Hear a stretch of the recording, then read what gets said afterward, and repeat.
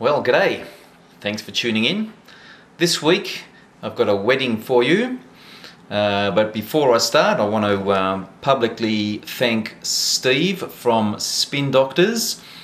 He has got a YouTube channel. I'll put the link on the side there. So if you're interested in another Aussie and what we do down here as far as gig logs go, have a look at Steve's site and subscribe. So it'll give you another perspective of what Aussie DJs are like. But yeah, I wanted to thank Steve in public because he recommended me for this job.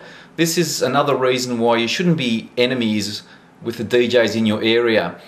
Steve couldn't do this job, so he's given them my phone number, and I've quoted them normal price, no discount, and they booked it basically just on Steve's recommendation. He recommended, he said, ring A1 Party DJs.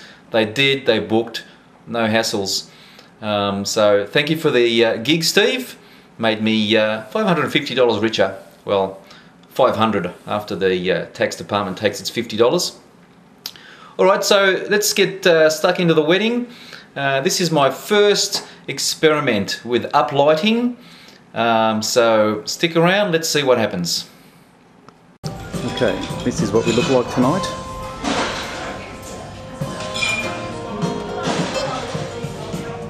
Two revo sweeps, two star balls, light boxes, and I don't know if you can see, I've got the uplighting going on behind me. Should look much better in the dark. I'll just ignore the mess behind the DJ console because the customers can't see this. But the biggest problem I've got so far with these LED lights is there's nothing really to lean on, to stand on. So they're very precarious, just leaning there. They don't have the double bracket so they can stand up on their own. So they're just basically leaning up against this wall, leaning up there. So I've got three behind the DJ booth going up that wall behind me. Well, I've got a really long song playing. They're having entree. I thought I'd come out and show you some scenery. We're in Mordialloc. It's a seaside suburb, as you can see, of Melbourne. And this is where we are. That's the reception room in there. Now, I've done this before, but there's always new people tuning in.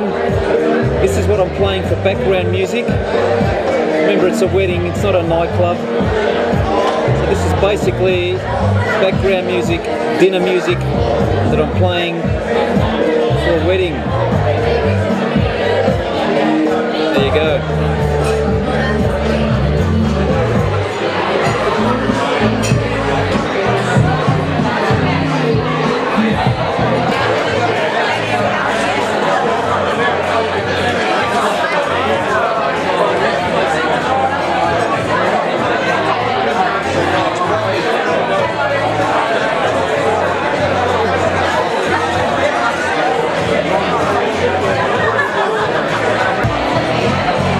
One more thing I want to tell you. Last week people were asking how much do I use CDs and how much do I use the lappy. Well, for background, it's on automatic pilot. I've got obviously the playlist set up there. I've got my fade in and fade out cue points. See the orange? That's a fade in and fade out cue points. That's where it'll fade out, and that's where it'll start to come in, and it's all pre-programmed. Got the cruise control on, as you can see. So for the first hour, I don't do anything. Well, I probably shouldn't say I don't do anything, because for those that have done a lot of weddings, you'll know that there's always something to do. You're basically the MC, you're the DJ, you're basically the coordinator between the bride and groom and the venue. So there's a lot of communication that goes on. That's why I've got it in cruise control. So I don't have to worry about it. I can organise the speeches, I can organise any songs that they want played and when they want them played. I can do all that now. I can eat, all that sort of stuff. So there's not a lot of time to be picking music and stuffing around, so that's why I'm using automatic pilot, so I can do all those things that, you know, a DJ MC's got to do at a wedding. And once you've done a few, you'll know what I mean. Alright, let's watch it in action one more time. Automatic pilot.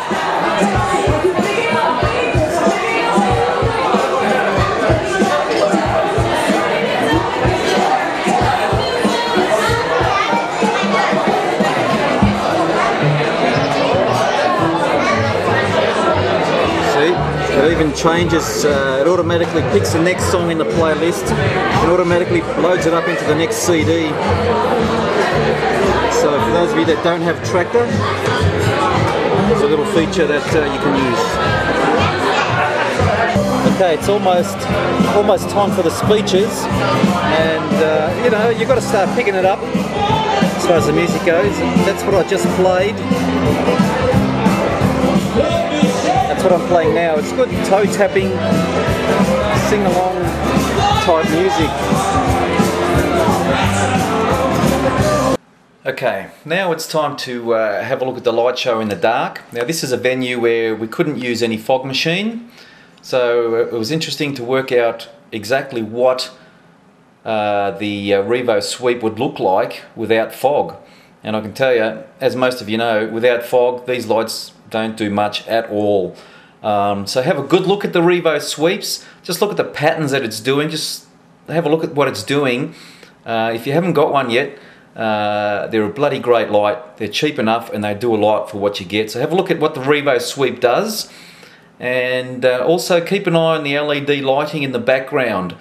I'm thinking, you know, it's definitely the way to go. I've got to get some more park hands, except they're so damn expensive. So it looks like I'll be saving for a while or waiting for the price to come down.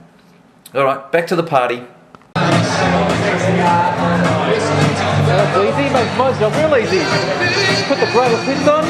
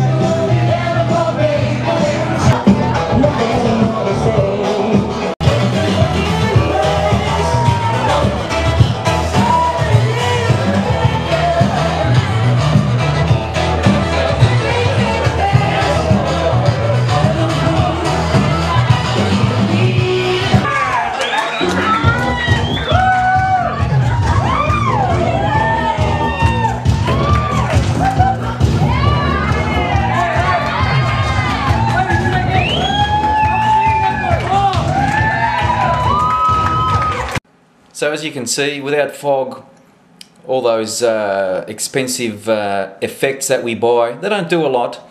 And I just imagined what that room would have looked like if I had have lit it up with you know, LED park hands. Now if you want to know what the best example of that is, go and have a look at Mikey Mike's site. He has got some amazing stuff. If you don't know Mikey Mike, I'll put the link over on the side as well. Go and have a look at his site. My God, does that man know how to set up a venue as far as an uplighting display goes. Alright, I'm just about out of time. Practice and enjoy.